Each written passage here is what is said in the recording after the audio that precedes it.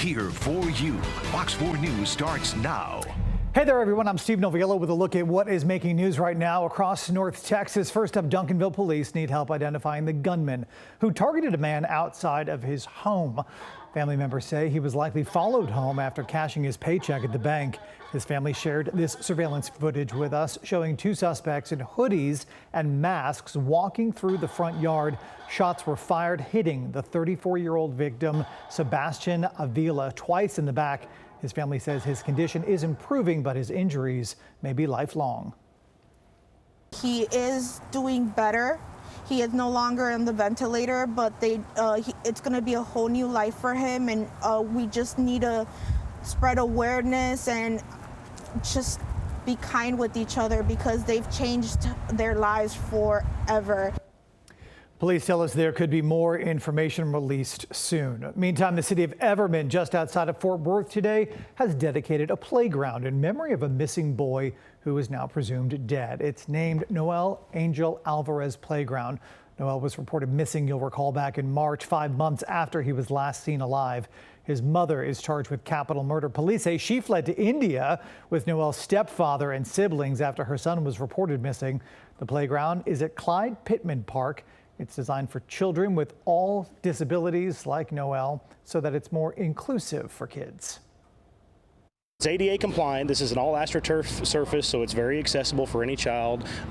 Some of the equipment on here is sensory design. This isn't the first tragedy that we've had to go through, and we've seen it time and time again, this community come together. Naming the park after him was our mayor's idea. It was a great idea. He's felt a very personal connection to this case. He's got a very soft spot for children in our community. So naming this park after Noel was his idea, and it's very fitting for this case.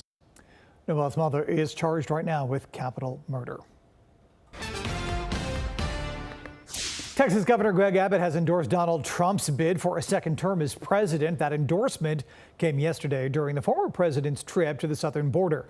Abbott and the Republican frontrunner met with service members deployed as part of Operation Lone Star in Edinburgh. The governor says he wants to see a return to the immigration policies from Trump's time in office. Here at home, a spokesperson for DFW Airport says it is already ramping up to be one of the busiest winter travel seasons in nearly 50 years. Sunday projected to be the busiest travel day at DFW, with nearly 250,000 people expected to pass through. I was pleasantly surprised that no major delays. We got here, especially when you travel with little ones. A little something that goes wrong can become a disaster pretty quick. Isn't that the truth? DFW expects nearly 7.5 million travelers between the Thanksgiving and Christmas holidays. That would be more than 6% higher than last year's holiday season. Well, hundreds of people lined up this morning at UNT Dallas for a holiday food giveaway. The line to get into the North Texas Food Bank Distribution Center stretched for quite a long distance there. The food bank prepared to give away about 500 holiday meals and will accommodate as many people as they can until all of that food has been given out. Former Cowboys coach Jimmy Johnson finally being added to the team's Ring of Honor. He led Dallas to 2 Super Bowl wins in the 1990s, but had a turbulent relationship with team owner Jerry Jones. But it was Jones ultimately who delivered the news in person before yesterday's Cowboys game. Fox 4's Jeff Kolb has more from Charlotte. 2 years ago, when Jimmy Johnson was being inducted into the Pro Football Hall of Fame, Jerry Jones promised on national TV that Jimmy would also have a Cowboys Ring of Honor moment, to which Jimmy asked, "While I'm alive?"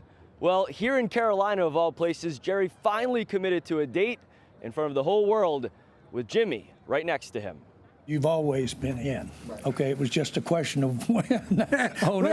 I think one reason for this year is I'm alive. Back in August, when Jerry announced DeMarcus Ware would become the 23rd Ring of Honor inductee, he bristled at questions about why not Jimmy, and in a sense, exclaimed that a Jimmy moment would not happen this year. This is DeMarcus's year. This is his year. Jones didn't hide his feelings about how continuing the wait kept attention on his franchise. If it had happened 5 years ago, would we have a question about it today? Not one. Not one. Not one. So what changed? Maybe Father Time pushed this over the goal line. We saw Jerry and Jimmy smiling and laughing together at SoFi Stadium in October, 3 days after Jones celebrated his 81st birthday.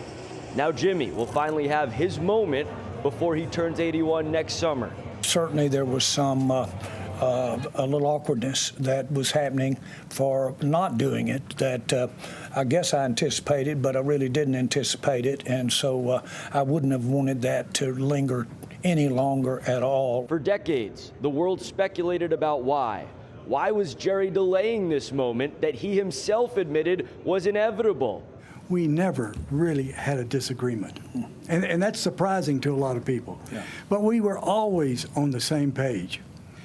And then probably some of the tension happened there toward the end of my career as far as with the Cowboys, when we were so busy going different directions, we didn't talk as much. But my feeling for Jerry has never changed. And this may be strange. I love the guy. He is a big part, maybe the biggest part of my entire career. What is in some sense lost in all of this is that the one-man committee who decides who goes in the Ring of Honor is still not in. Some people thought that maybe Jerry and Jimmy would go in together. That does not appear to be the plan come December 30th. All right, still to come, you may be focused on Thanksgiving Day preparations, but the Christmas capital of Texas is kicking off their holiday celebrations today. We've got a live look coming up. Warm today, but chilly changes on the way. We'll have that coming up. Well, the city of Grapevine bills itself as the Christmas capital of Texas, and 40 days of holiday events start today. Fox 4's Dan Godwin is there with more. It is safe to say that no town in America celebrates Christmas with more enthusiasm than Grapevine. Behind me is the very large tree that will be lit up tonight in a ceremony here at Peace Plaza. It's just one of this evening's highlights. Tonight's festivities get underway at 4 p.m. with the 35th annual Carol of Lights along Grapevine's historic Main Street. We mentioned the tree lighting ceremony that'll happen at 6:30. There will be vendors lining Main Street and live entertainment. And then at Grapevine City Hall, there's going to be fireworks and laser shows, first at 7:30 and again at 8:30 p.m. The Carol of Lights expected to draw about 25,000 people. Everyone comes together every single year to get all decked out. It's like walking through a Christmas movie. Everyone has decorated. Everyone takes great pride in being part of the Christmas capital of Texas. And tonight is just the beginning. There are hundreds of festive events planned over the next 40 days, including more performances, Christmas bounce houses, snow hills, the world's largest inflatable maze, and lots more. The outdoor ice rink opens at 4 p.m. today. Grapevine's historic Main Street will be closed to traffic just today from 1 p.m. until 11. One good way to get here, using the Trinity Metro Tex Rail. They're offering free rides through the month of November. In Grapevine, Dan Godwin, Fox 4 News. Well, a lot going on with the weather today. We actually have a cold front moving through later this afternoon, but going to be warm to start off. Should manage to get to around 73 degrees later today. Sun and clouds off to the west, but there still could be some storms off in our far eastern zone. Storm Prediction Center earlier had a slight risk for some strong storms, especially off to the east of the Metroplex. I do expect them to keep trimming away at this as this cold front pushes across the area later on today. Let me show you what I'm talking about. Futurecast, 3 o'clock, all that activity already back over into Louisiana. So this severe threat is quickly ending as we enter the afternoon hours. And behind that front, we should see some sun through mid-afternoon before some clouds start to fill in as we head into the later evening hours. I can't even rule out a few sprinkles with some of these clouds this evening as this pushes through. Should be pretty cloudy overnight, by the way. And when you wake up on Tuesday, I'm expecting a lot of clouds to stick around. But I think as we head into mid and later on into the afternoon in the evening hours on Tuesday. The clouds should start to break up and we should clear out heading into Wednesday. Let me show you, by the way, the country as a whole, because if you're going to be traveling Tuesday into Wednesday, for the most part, weather is looking good. High pressure pushing down into the plains, lots of sun with that. So I think for the most part, weather will be good. The only exception is if you're heading to the East Coast. There is going to be a big storm system with a cold front dragging down to Florida, so you may run into some delays. You can see that nor'easter, lots of rain in the mid-Atlantic, snow up into New England. This will almost certainly cause some travel problems Tuesday and into Wednesday, so just be prepared for that. But the good news is heading into Thanksgiving, weather does clear up, though it will be cold up there. Here in North Texas, weather looking good heading into the holiday. You can see Wednesday 59, lots of sun after a chilly start. Thanksgiving Day, we're going to go mixture of sun and clouds, but I do think that this will trend sunnier as we get closer. Right now, we're going to go with a high of 60 degrees for Thanksgiving Day. You can see, looking at those rain chances over the next 7 days, few showers and storms off to the southeast this afternoon, but for the most part, we are looking dry through Friday. Heading into the weekend, did throw in a chance for a couple of showers here and there, but still a lot of questions with those rain chances. But we'll continue to refine that as we get closer to the weekend. Let's just deal with Thanksgiving first, right? Either way, over the next week or so, I put the European model out to 10 days. We are expecting some other opportunities for some rain starting heading into the weekend, but you can see through the next 10 days, nothing too crazy European, with perhaps a half an inch to an inch of rain on average across North Texas. The most important thing, though, is that we will see some rain, and that's good for those drought conditions.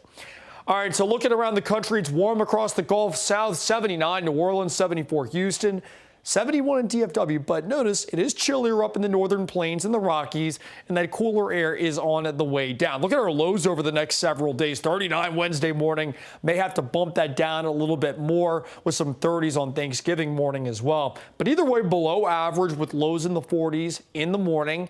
During the day, heading into Thanksgiving, much cooler, right? High temperatures, upper 50s to around 60. It's well above average for this time of the year. And you can see heading into Canada, there's that cold air building, negative 15 degrees in Mayo, Canada right now. And looking ahead at the pattern through the end of the month, cooler than average temperatures will be spreading down to the country. So we are expecting a cooler pattern change. Otherwise, here's a look at that 7-day forecast. Cooler heading into Thanksgiving, but those rain chances do return heading into the weekend. All right, thank you, Dylan. That is a look at what is making news across North Texas. Of course, for news anytime, you can head to fox4news.com. Stay safe.